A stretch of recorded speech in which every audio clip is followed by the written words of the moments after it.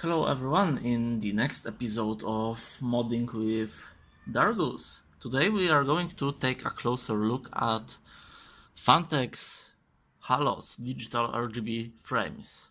What are these? Basically these are means to RGB, literally any fan, any standard computer fan 120-140 millimeter. Normally when you want to get RGB on your fans, you have to buy RGB fans from, I don't know, Corsair and ZXT, and I've seen some from Thermaltake, etc, etc. But by doing so, you often have to give up performance for the RGB aspect. And well, this is where Phanteks HALOs come. Basically with those you can buy any fan you want, some high performance Noctuas, maybe some industrial fan, and literally anything, and then slap this frame on top of it and achieve high performance RGB fan. This is amazing option for people who already invested in good cooling in their system, and they don't feel like swapping all fans for RGB. They just buy a set of halos and they are done. So yes, these halos have RGBs with a standard connector. There are two versions of these halos: the standard normal LED RGB halos with 4-pin connector, and this digital frame that has addressable RGBs inside. Difference: standard halos always have same color. For every LED inside it's exactly same. For digital frames, each LED, and there are 30 inside, can have different color. They can make whole spectrum like in the picture.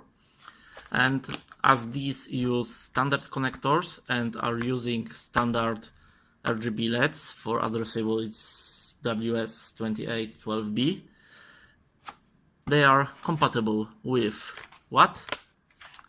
ASRock MSI Mystic Like, and it's not written here, but they are fully compatible with Gigabyte Fusion. I think that's how it's called. So yep, they are universal frames. They don't need any kind of special controller. You can plug them into motherboard if you have a new motherboard with Z370 chipset and correct header, and you are good to go. So enough of talking. We are meeting here today to turn this frame into pretty nice sleeved cable frame, because each halo comes into version. There is this basic halo and there is halo lux. The difference? Practically none. They all light up the same. They have same RGB count. They are all compatible with everything. The only difference is visual. Lux frames are made of aluminum, which is pointless because from outside of case nobody is going to see that your halo is plastic or aluminum. And another difference, halo lux frames come with cable already sleeved, nice dark sleeving, but it's definitely not worth the price. The halos, normal halos like this plastic, are half time cheaper than the halo lux. So for one halo lux you can have two standard frames. That's why I choose them. I don't like overpaying for useless stuff. So yeah, let's take a look inside. The halo lux also come in a fancy box, but just like before, it's not really worth paying twice the price for that perk. And this is our halo lux. It comes with mounting screws, this smaller for fans and the bigger for IRO. So yeah, you are all set, don't need to buy anything. And the halo itself, it's pretty simple. Plastic 4 screws. This is 140 millimeter. On the other end we have GST 3-pin SM connector, the standardized connector for most addressable strips.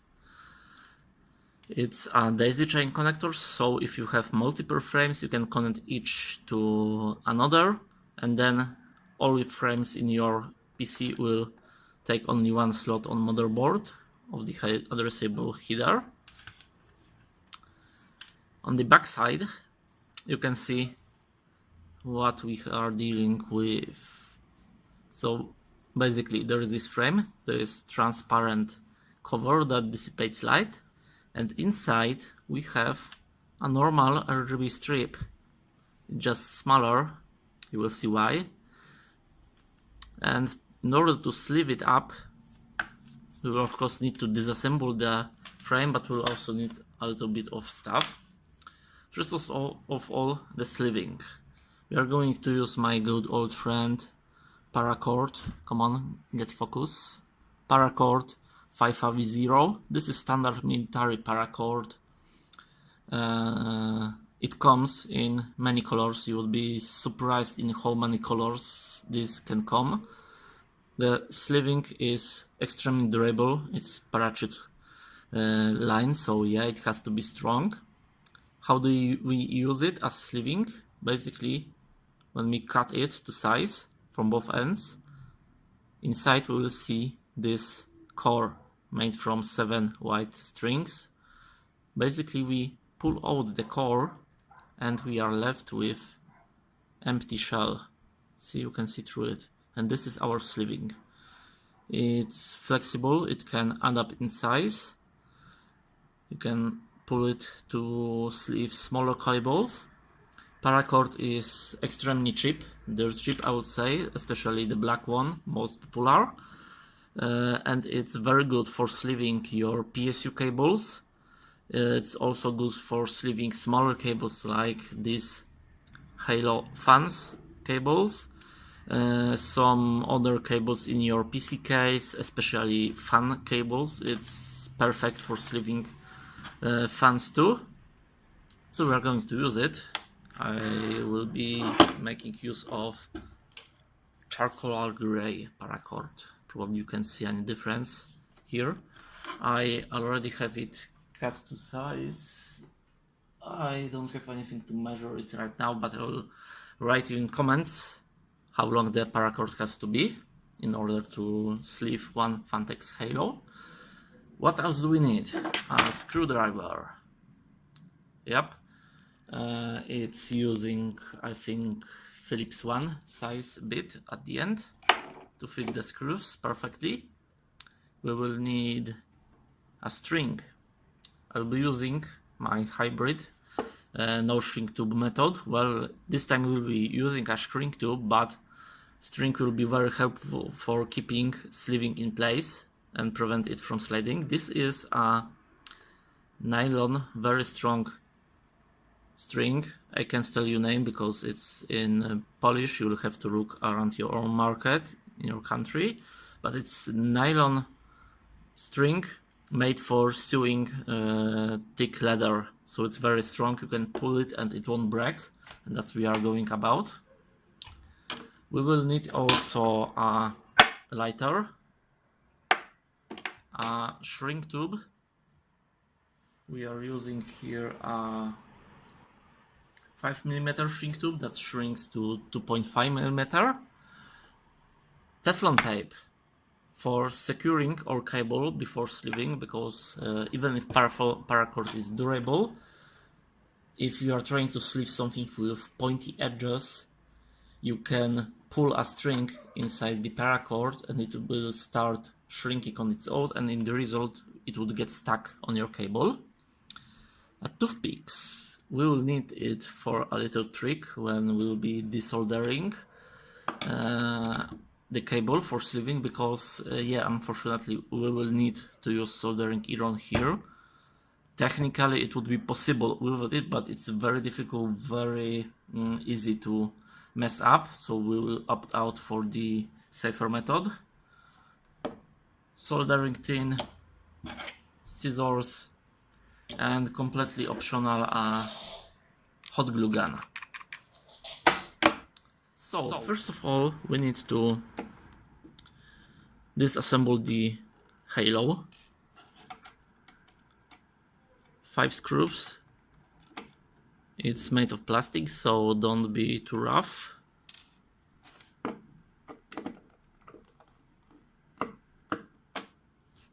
Three, 4, and 5.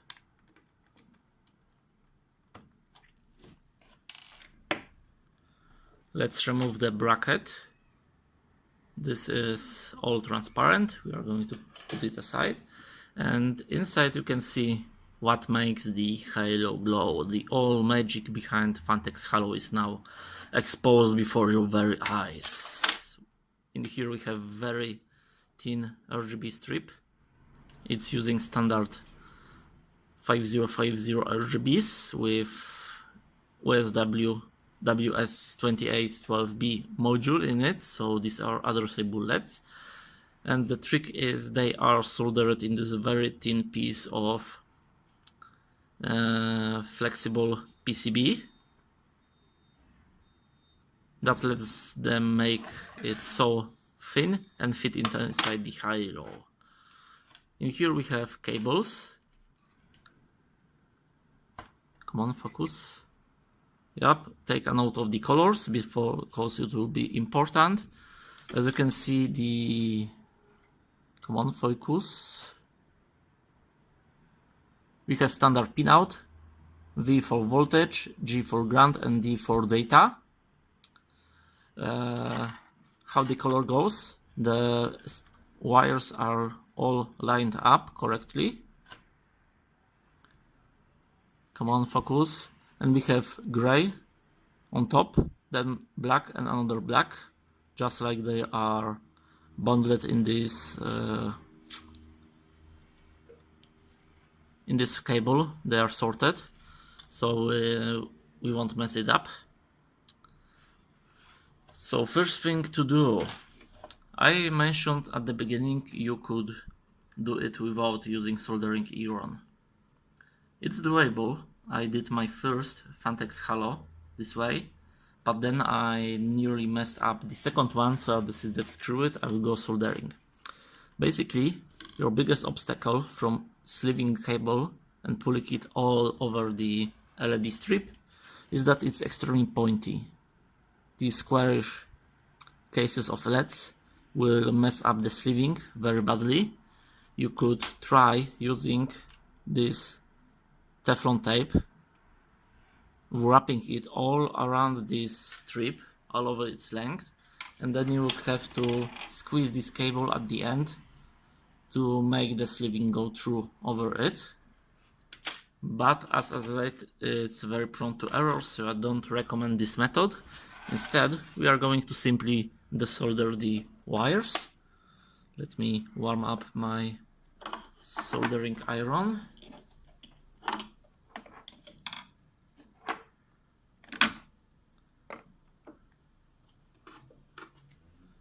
Okay, we are going to remove the cables and then simply pull our sleeving along the length of cable. There we go.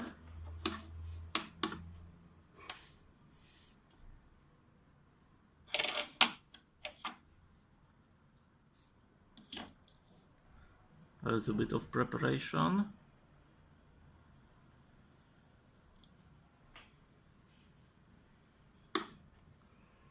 Okay, so the soldering cable is always tricky.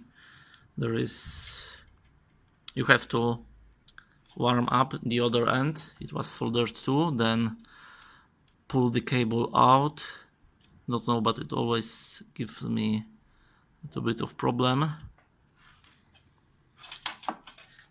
It's usually good if you have something to keep stuff in place, like third hand.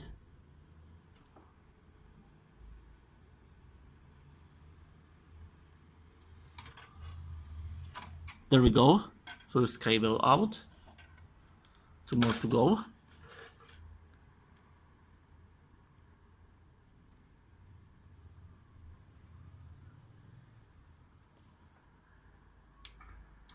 Almost.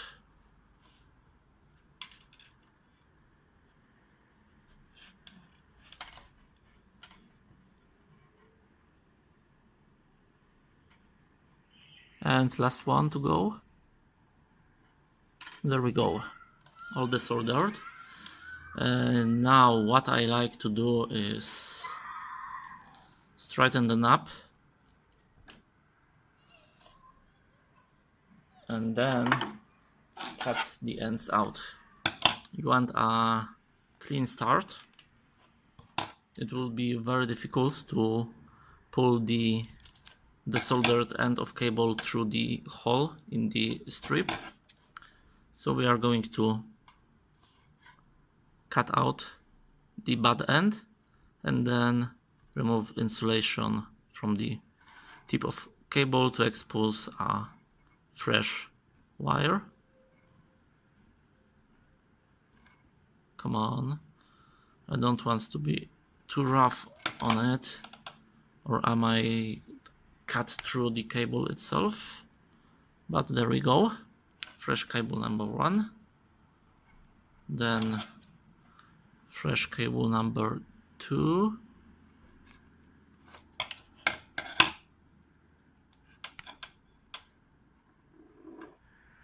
and fresh cable number 3.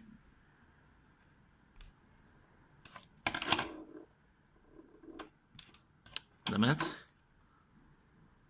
I went too easy on it. There we go. All exposed. Nice, nice, nice. Now, before we start sleeving, let's make final preparation for the resoldering phase. I told you about toothpick. Basically, now that we desoldered our cables, you can see now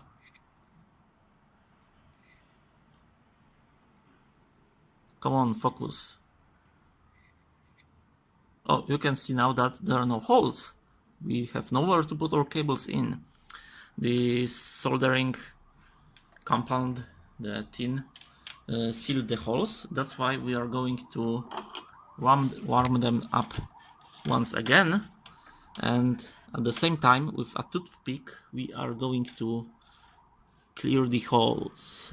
We are using toothpick because soldering tin won't stick to it at all, so we can pull it out easily.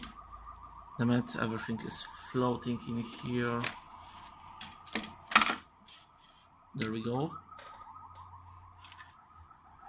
First, hold on. As you can see, I'm warming it up from one side and pushing toothpick from other side.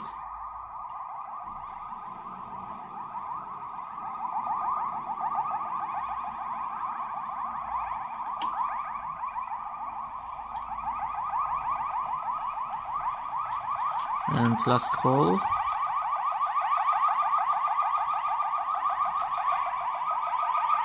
There we go. And as you can see, the toothpick went through all 3 holes and they are now all empty. You can see through them and our cable will nicely fit over them. Now, speaking of our cable, we need to secure the end from scratching and ruining our sleeving. We'll use for that again Teflon tape. It's used in hydraulics to prevent leaks from pipes under your sink and stuff like that, but at the same time it's very flexible and it's very slimy. I don't know the word. It has low resistance when like pulling things. If you want to pull something over stuff covered in this tape, it will slide smoothly over it, and that's why what we are going to do in here. So now, if you got your paracord cut to size, we are going to do this caterpillar kind move and slide it over the cable. At the beginning it might go good, but then we need to start doing this and centimeter by centimeter pull it all over the cable. When cutting the sleeving, you don't have to worry. You have to worry more about making it too short rather than too long, because usually you can make it shorter, cut it to size, but once you do it too short, there is unfortunately nothing you can do about it. So yeah, better add 1 or 5 centimeters to the length of sleeving, just to be sure it will cover all of the cable. Additional difficulty here is that the sleeving can expand or shrink, so it's really hard to judge how it will behave on the cable. Will the final sleeving be longer or shorter than the paracord in its normal state with the core inside still? Okay, nearly done. It's good to pull it over the length from time to time.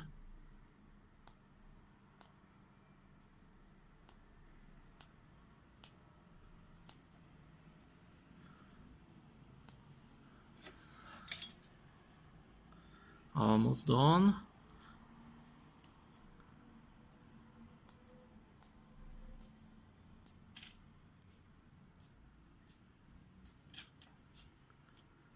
And we can see the end, the light in the tunnel. There we go. Now we need to cut it to size before we proceed any further. So let's first pull it maximally over the cable all the way to the end. Then we start to stretch it from this end, making sure the cable inside are not twisted. We will hold it very tightly at the end and pull it back like this. This is the final state of our sleeving. So now we can go back to the other end and try with our fingers to feel how much of it is too much. You can see I overdid it a little bit. Okay, so this is where the cable ends. Then we measure with our finger about 1.5 centimeter, and this is where we are going to cut. We have to look and remember how it was. The strip was about here. Then we had cables, and this is where sleeving goes. So we want it to be at around this spot, a little bit inside the frame, but not too far in it. So in here we are going to slightly damage our sleeving just to leave a mark on it. Then we have to pull the sleeving a little bit away from the cable, and once the end is free, we can cut it with scissors. Make sure your scissors are really sharp, because it's easy to ruin the sleeving with bad ones, pull a string, etc. Once you are done, we are going to very quickly secure the ends with lighter so it doesn't unwrap while we work with it. Now we can again pull the remaining sleeving over the cable, and now it should be fit to size. Okay, so let's get back to the other end. You can see I need to still straighten up my sleeving. There we go. We are going now to secure our sleeving in place.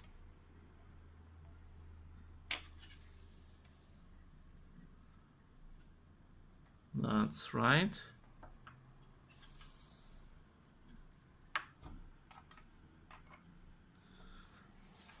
Straighten it up a few times, make sure it's fully expanded.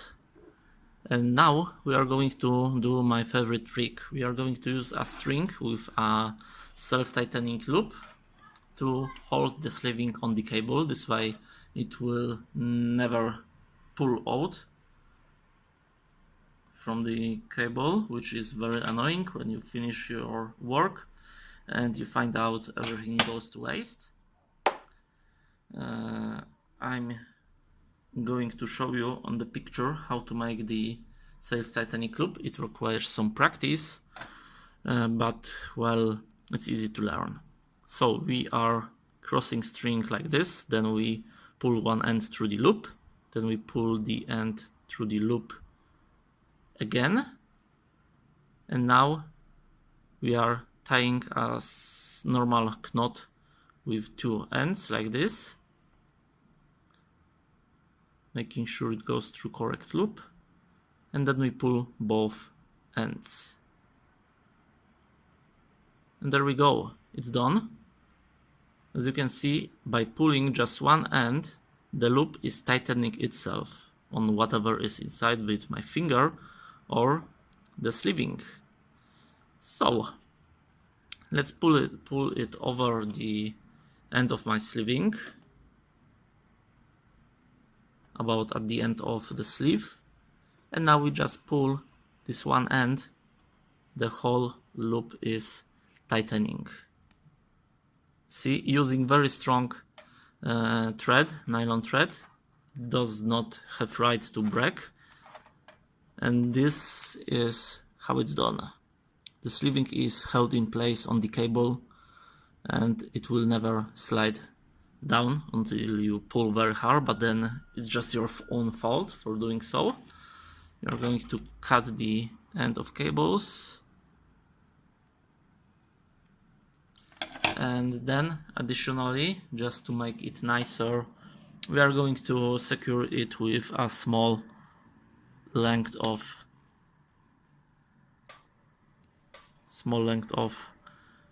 shrink tube, about 5 millimeters or so. It's important that we are going to pull just one piece of sleeving of shrink tube over the sleeve, because the other end won't use it at all. The space inside this frame is already limited, and putting a shrink tube in there would only hurt us more. So yeah, we put the shrink tube end all the way here, and now holding it close to the connector, let it shrink from all sides. Watch out for your fingers. We are using the lighter in short series to not burn the sleeving or the connector.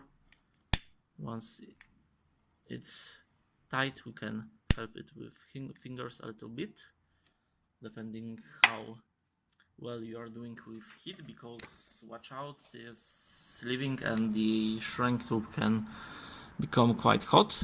And this end is done. Let's get back to the other end. We are straightening up sleeving again. Now we need to expose the wires again before we continue. Last time we secured it with Teflon tape. With temperature it can become troublesome to pull it out, but this time it went easily. What we are going to now is resolder everything back together. So we have our strip. If we remember the order correctly, it was the gray cable first, innermost, and then 2 cables according to their order on the cable. Soldering them again is also a little bit tricky. Have to pull them through the hole and then using one hand to hold everything in place, resolder them on the other side of the strip. Come on.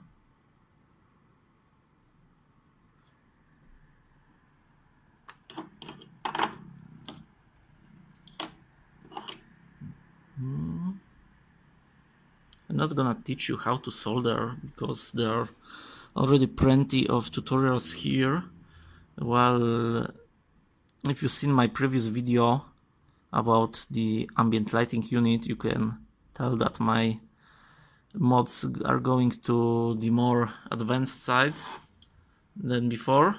So yeah, knowing how to solder is kind of expected now from you, from my watchers, viewers, whatever.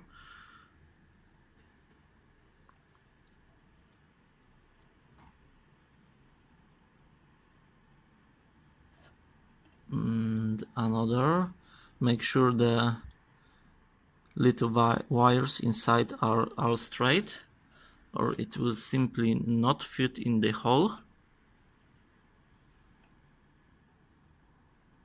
You can try twisting them a little bit.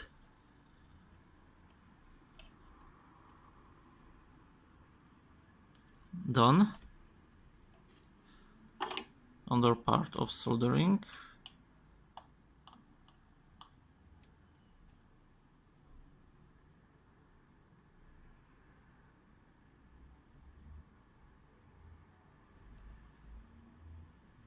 Hot! It's hot. With such small parts, the temperature is warming up everything around. So yeah, you had to be quick and accurate. Nope. Want all to fit inside. There we go, last one. We are nearly at the end of our struggle.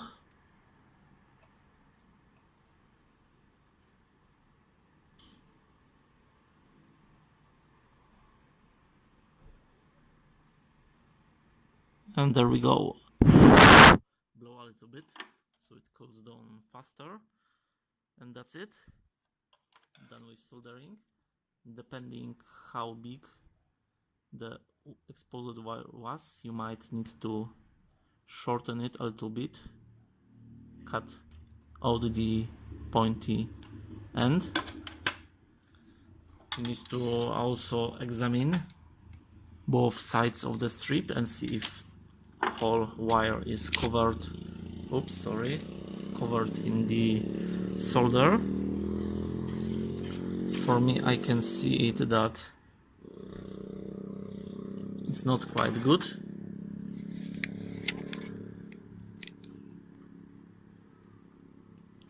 So I'm going to fix it.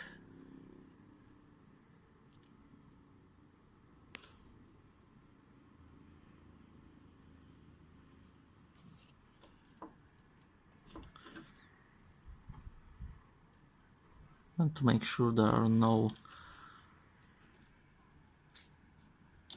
connections between each wire, we don't want it here, but we will short.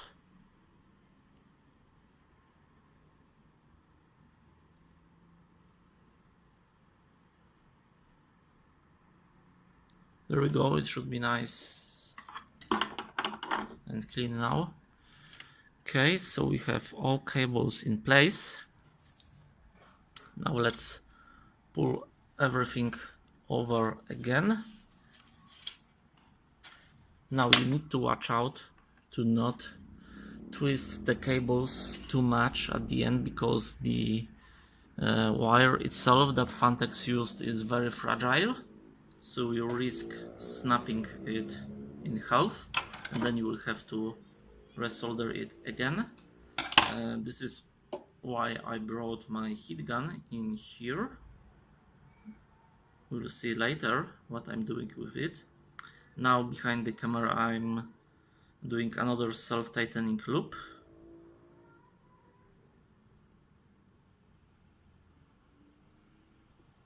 There we go.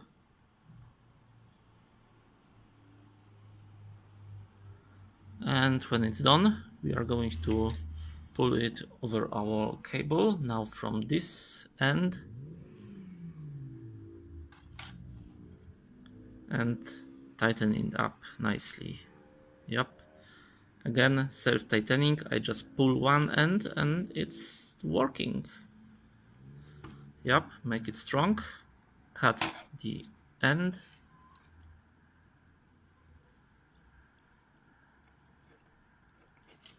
Come on. My scissors suck. They're so old. And I've been cutting so many things with them. Things I'm not supposed to. So yeah. Okay, now we are going to put everything back together, nearly. At this point, you can decide yourself which way you want your RGBs to go. By default, this way, the RGBs go counterclockwise. It can matter if you have some lighting effects where light goes from beginning to strip to end. If you have two halos side by side, you could technically make one go from this way to this and other go clockwise, and then you would have this kind of loopy effect. Not symmetric, but each going from other end. So yeah, this is nice. You can make the decision here. Now we need to just make this slight loop in here so the cable goes around this screw hole. Using something flat helps in putting it back in place. A toothpick might be not the best way to do it, but yeah, it works. Now the rest of strip goes around the halo and it's back inside. And now, last thing but not least, with us sleeving over the cable, it became a little bit crowded on the entrance to the frame. That's why we need to adjust this piece a little. If you look here, you can see that there is this step in here. We are going to cut it out completely. For that, I will need my knife. I need to find my knife. Where's my knife?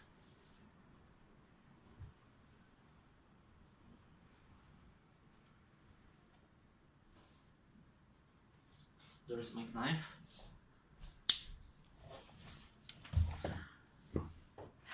Well, you don't need to use knife. You could, for example, use a tiny saw, or maybe try to get it out using warm knife, hot knife.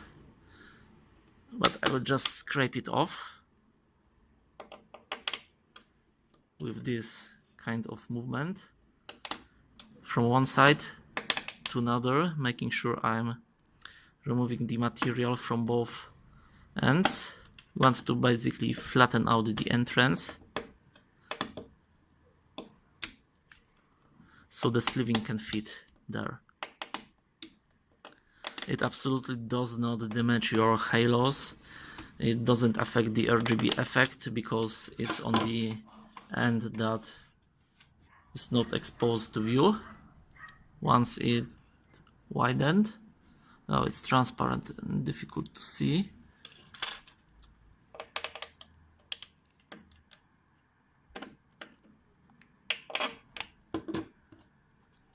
Okay, I can feel with my toothpick that there is still a step in here left, so I need to dig more.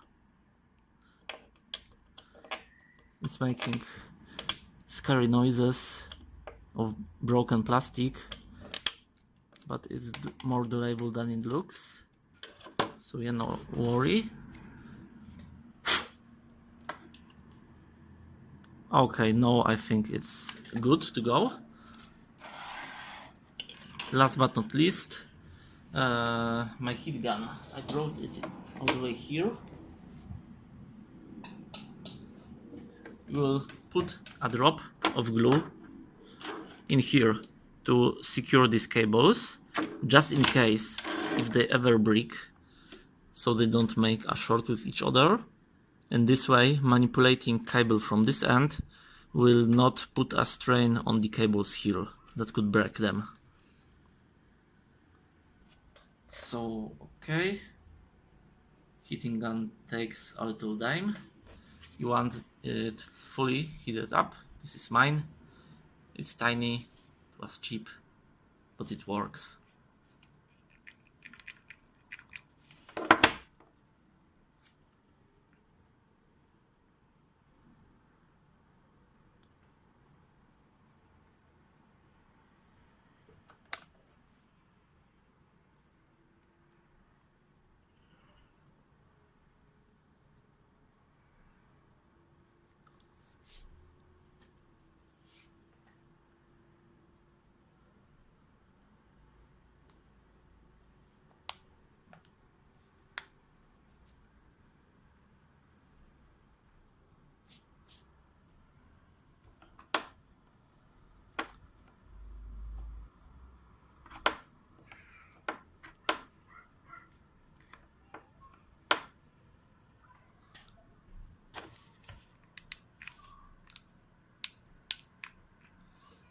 Okay, it's nearly warm enough. We want it to be very warm. This is what we are going to do. Put a drop in here, then quickly push the frame in place, just like it's going to be mounted, so the glue is flattened up. This way it forms in a shape that won't prevent us from correctly mounting the frame, but at the same time it will be securing our cables inside. So yeah, let's... Oh, my gun cable is too short. Let's quickly pull the glue in here, and now before it goes solid, put the frame on top and squeeze hard. That's right, we did it good. A little bit of it leaked in here, but it's very easy to remove it. Just wait a little bit for it to go solid, meaning we are waiting for it to cool down. And once we do it, we will pull the frame out. And as you can see, the strip is secured in place with cables. Nothing is going to break now. Now you can see.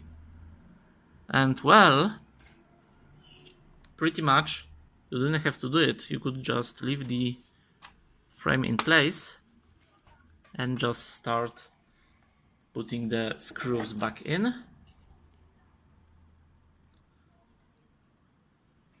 Starting from the beginning. Just make sure to not overdo it. The frame is plastic, so if you try too hard it will break, just like with everything in real life. I'm specifically using this small screwdriver, so I'm not putting too much strength on it, and once it stops, I simply stop.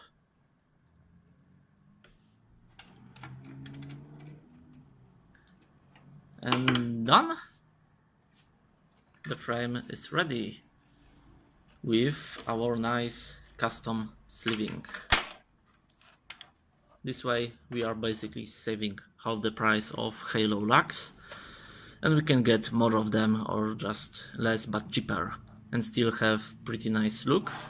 I'm leaving this daisy chain cable unsleeved because It's always deep inside cave, not visible. There is no point of messing with it. Of course, if you want, you can remove the plastic housing, putting something thick inside, then remove this, secure the end, and pull the little sleeve over here.